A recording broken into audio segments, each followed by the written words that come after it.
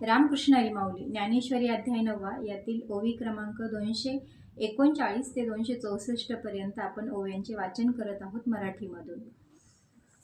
ज्ञानयज्ञाचे लक्षण कोणते म्हणशील तर ज्या ठिकाणी ब्रह्माचे बहुत प्रकारचे होणे म्हणजे आदी संकल्प हाच पशु.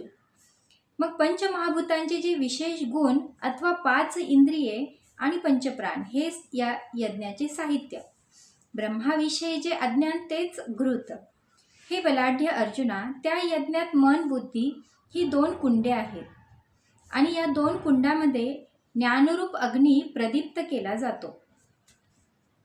सुख व दुःख यांचे ठिकाणी जी समता तीच वेदिका आणि यज्ञकुंडाच्या सभोवती असलेला परीघ होय. आत्मनात्म विचार करण्याविषयी जी बुद्धीची कुशलता तेच यज्ञातील मंत्र होय. शांती ही सृक स्रुवा नावाची हवन पात्रे. जीव हा यज्ञ करणारा होय. तो यज्ञ करणारा जीव अनुभवरूप पात्रांनी, ब्रह्माच्या विचाररूप महामंत्रांनी, ज्ञानरूप अग्निहोत्र कर्माने जीव व ईश्वर यांच्या भिन्नपणाची आहुती देऊन तो भेद नाहीसा करतो.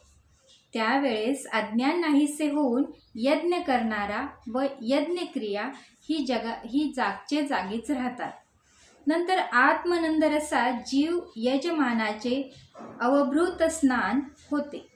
तेव्हा पंचमहाभूते, शब्द, स्पर्श इत्यादी विषय व इंद्रिय ही वेगळाली आहेत असे म्हणत नाही.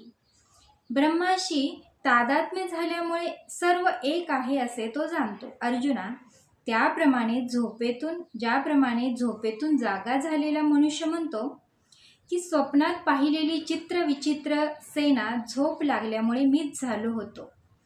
आता जी सेना पाहिली होती ती सेना नव्हतीच, ती मीच झालो होतो.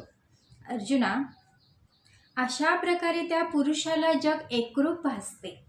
मग तो जीव मी आहे अशी आठवणही विसरून जातो. ब्रह्मदेवापासून तृणापर्यंत आत्माच भरलेला आहे असे तो मानतो. अशा प्रकारे ज्ञानयज्ञाने ऐक्य पाहून कितीतरी एक मला भजतात.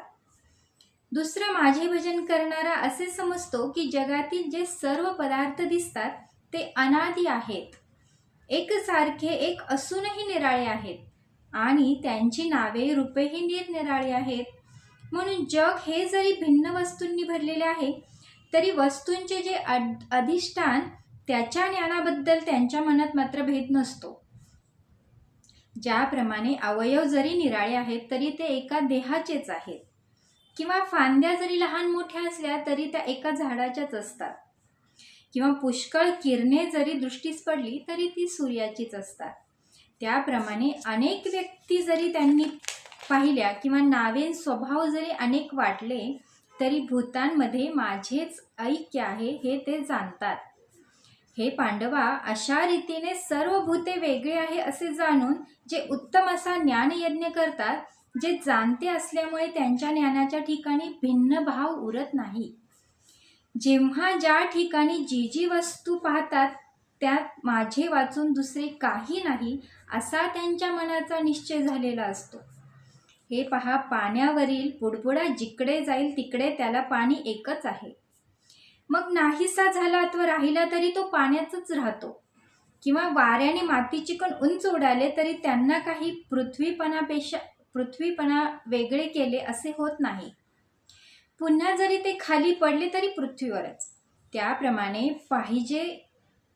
पाहिजे तेथे त्या भावनेने अथवा हो अथवा न हो परंतु मीच आहे असे ज्यांच्या मनाची वृत्ती होऊन गेली आहे. अर्जुना, जेवढी माझी व्याप्ती तेवढा त्यांचा अनुभव. याप्रमाणे पुष्कळ व्यक्तीत जरी ते वागले तरी ते मद्रूप झालेले असतात. धनंजया, सूर्यबिंब पाहिजे त्याने पाहिले असता त्याच्या समोरच दिसते. त्याप्रमाणे ज्ञान हे नेहमी जगाच्या समोरच असते. अर्जुना, त्यांच्या ज्ञानाला आत बाहेर असा भेद राहत नाही. ज्याप्रमाणे वायू हा आकाशात सर्वत्र भरलेला आहे त्याप्रमाणे मी जेवढा संपूर्ण आहे तेवढा त्यांच्या सद्भावाच्या मापास मी उतरतो. हे पांडवा, त्यांनी भजन न करता माझे भजन केल्याप्रमाणे होय.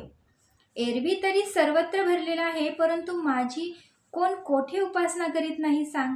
परंतु एक पूर्ण ज्ञानाशिवाय अज्ञानी जनाला माझी प्राप्ती होत नाही. परंतु हे असो, योग्य ज्ञान यज्ञाने यज्ञ करून जे माझी उपासना करतात ते भक्त तुला सांगितले. सदा सर्व काळी जी जी कर्मे होतात ती सर्व बाजूंनी मला सहज पावतात. परंतु हे मूर्खांना समजत नसल्यामुळे मी त्यांना प्राप्त होत नाही.